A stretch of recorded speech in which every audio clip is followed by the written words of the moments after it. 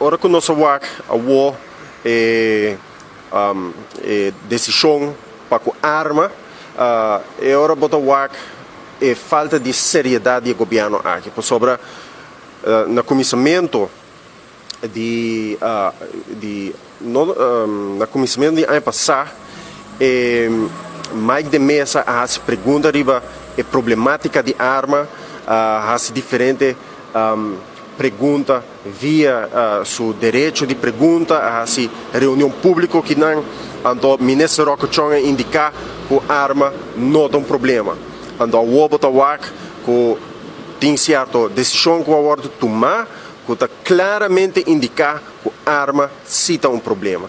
Então falta de seriedade de parte do governo. Ora que o por exemplo, com o governo quer assim de integridade, algo assim importante, pero ora toca o ministro plenipotenciário do governo, do gabinete Weaver Cruz, não quer assim nada para nós é verdade. Não tem transparência at all.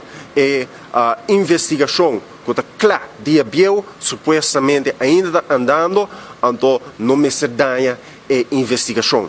Então, mientras que está assim, que a papi sim, todo dia de o caso de Benny, sendo que o juiz não dicta dentro do caso ainda. É mais, o governo que explica o caso de Benny dentro do parlamento, em vez que guarda para o juiz dicta a sentença do caso de Benny. Pero é também mais leu. Porque a hora que o por exemplo, é pressuposto 2023, há bem com várias medidas. Um está a aumentar a BBO, esse é o plano de governação para 2023, também o plano de governação para 2023, também uma introdução de um verkapte BTW, um BTW eigenlijk na morte, para que para introduzir um BBO na fronteira, onde que pode deduzir depois. Com outra palavra, é um BTW. Então, é pior de essa que não a consultar com o Raad van Advies riba e ponto aqui.